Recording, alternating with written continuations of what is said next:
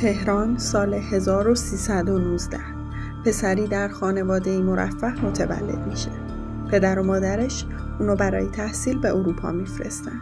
بعد اتمام تحصیلات به تهران برمیگرده و بوتیک لباسش رو راه اندازی میکنه. در سن 33 سالگی به آمریکا میره تا طراحی‌هاشو جهانی کنه. با یه ایرانی دیگه شریک میشه و در بیورلی هیلز کالیفرنیا که اون زمان یه جای پرت بود، یه زمین ارزون میخرن و میسازن و 3 سال بعد یعنی سال 1976 بوتیکشو تأسیس میکنه. بهش میگن اگه تو طراح لباس خوبی هستی چرا اومدی اینجا؟ چرا نیویورک یا پاریس نرفتی؟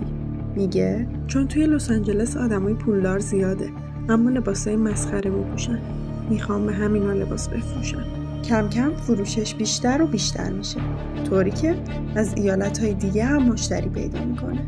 چون دیگه پولدارتر از قبل شده بود، شعبه بعدیشو در نیویورک و یک کارخونه پارچه بافی هم در ایتالیا راه اندازی میکنه. به خاطر وجود مشتریای خاص که شامل سیاستمدارا و چهره‌های برجسته بودن، ایده طراحی کت و شلوارای ضد گلوله رو اجرا میکنه.